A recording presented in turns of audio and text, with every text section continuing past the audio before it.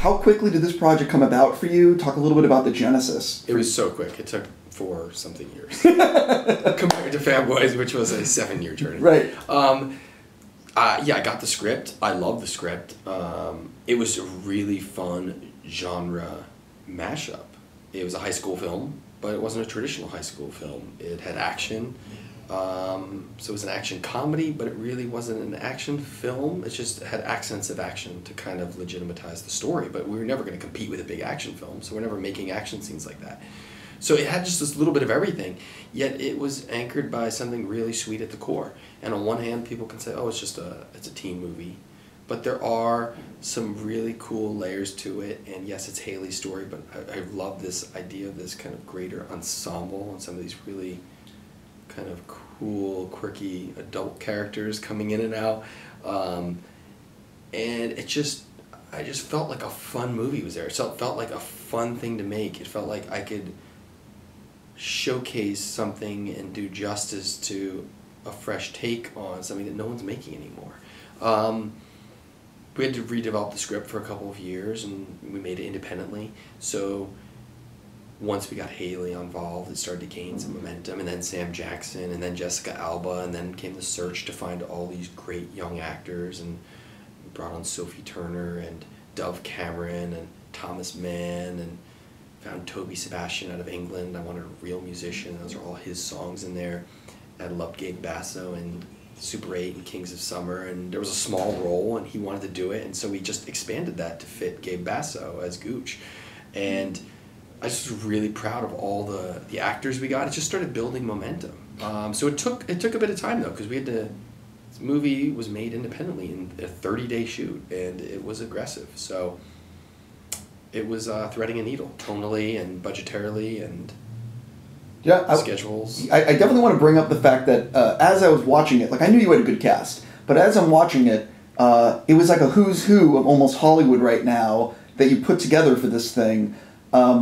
Talk a little bit about landing the cast, and were you sort of like, now that it's coming out and it has all these people in it, people are like, how did you put together all these people? What? It almost happened like that with Fanboys too, because everyone's like, how are all these people in your movie? And with this, when we put this together, it was casting a year and a half ago. So some of these people weren't where they are, and I think it's just going off instincts. It's always meeting a lot of people and feeling it out and who is really the right for it. It doesn't matter if they have the most buzz going on or the biggest social media as like a studio would maybe make you cast. We made this independently, so it's who's right for it. And you meet a guy like Thomas Mann, and look, me and Earl and the Dying Girl win Sundance this year, and it's going to kick ass for him, and he's just can only go upwards, that guy. He's just the nicest guy and the most talented guy, but thankfully, we shot this before that, and I mean, he'd done a few movies, but like he's not where he's going to be by the end of this year, and you just feel it. It's an instinct with casting, and you're just like, this kid's got something special. There's no one better for this role, and we got to get him. And that was across the board. Dove Cameron, this was her first film, and she'd done a little stint on TV on one show. She was on Liv and Maddie on Disney, but I just saw the ability for her to be able to do more than just what she's doing on the Disney show, which is fun and funny, but there's also a dramatic intensity to her that I think she has this elastic ability. She could be a Reese Witherspoon type. She has this really, really likable quality to her, and she can do anything. So, and Sophie Turner, a big Game of Thrones fan. Yeah. But that's one thing, seeing Sansa Stark on TV, and they're like, well, what about Sophie Turner for this? And I was like, I don't know. So I did a Skype with her, and she is the most lovable, fun person, and she also felt very contemporary, which you don't get that, obviously, from Sansa. She's not able to shine in that way. And I just saw another side of her, and a desire to showcase her, like a present-day girl, and a darker streak. So it was just like these things pop up, and you just go after them, and you're like, it has to be her. One of the things I've learned in the last few years is that when you're looking for independent financing, international money is very important. Who was the name on your cast that made the international money come through where you're like, okay, we can make the movie? Samuel L. Jackson. It doesn't hurt, Jessica Right. Alba too. But Sam was in first. So really a lot of things, once we had Sam and Hailee, that was almost enough of a package. And that's how you have to make this movie in a package. Sure. And they had to do a lot of pre-sales based on overselling it as action. And I think a lot of our foreign posters misrepresent the film. And you're like, what is this thriller you guys are selling? That's not our film. This is a high school, PG-13 high school movie, But that's how you have to get the movie made. And sure. It has action in it. But that's not all it has to offer. And so that was enough for us to get the movie really going. And obviously Brett Ratner was a friend, and I showed the script to Brett, and he adored it. And he came on board as an exec producer and a mentor and helped us open up some doors and put things together. And so very thankful, for Brett's A, expertise, and B, support in bringing it to life, because I think Rat Pack's up to some phenomenally cool stuff. They've got their hands and everything, from American Sniper and Lego Movie to Gravity, and they're getting financially behind a lot of cool projects too. But this one, they were much more creatively involved.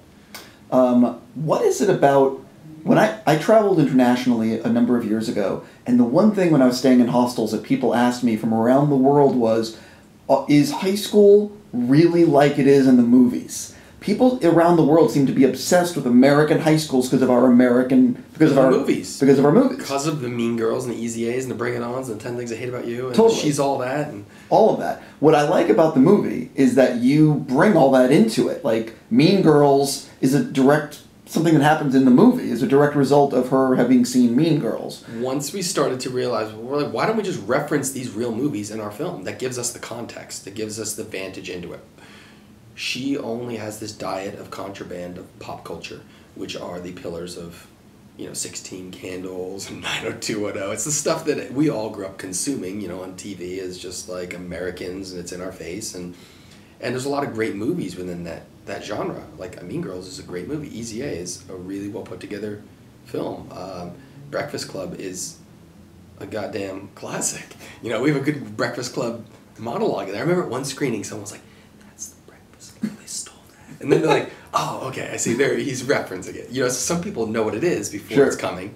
And some people, get it after. And you're like, oh.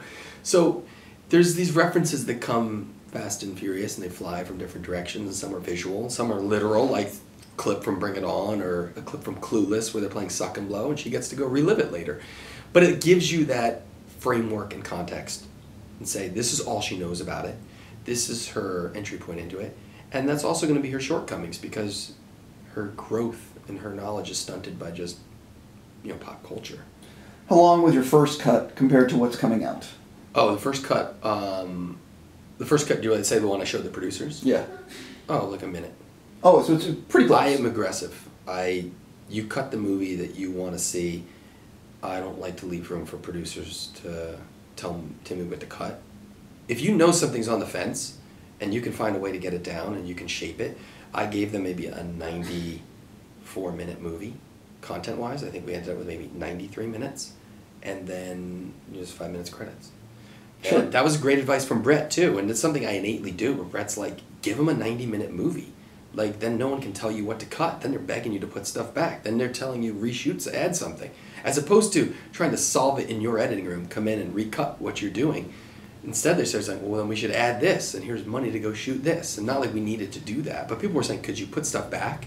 And then there was one or two moments I put back. But I like to get the producers involved early, and that was an early process thing, and the cut stayed very close to that, and we had a little battle with the MPAA. It was a healthy battle, and I could see where they were coming from on some of the reservations, but ultimately what we did in this movie was we're firmly PG-13. We're not an R film, it's not in the super bad zone, and we're not in the PG Cody Banks world either. We're PG-13, and it's a very distinct genre that really doesn't get made anymore in terms of PG-13 high school film. And I didn't invent underage drinking. I didn't invent the red cup at the party. Yet they were trying to put me to task for those types of things. Right. And I said, look, there's these movies that are the pillars of the genre that you've sanctioned PG-13. And what is my crime? That I pay reference to them? It's like, this is a PG-13 film at its core, 100%. So thankfully, I didn't have to change a frame, and we have this our PG-13 version.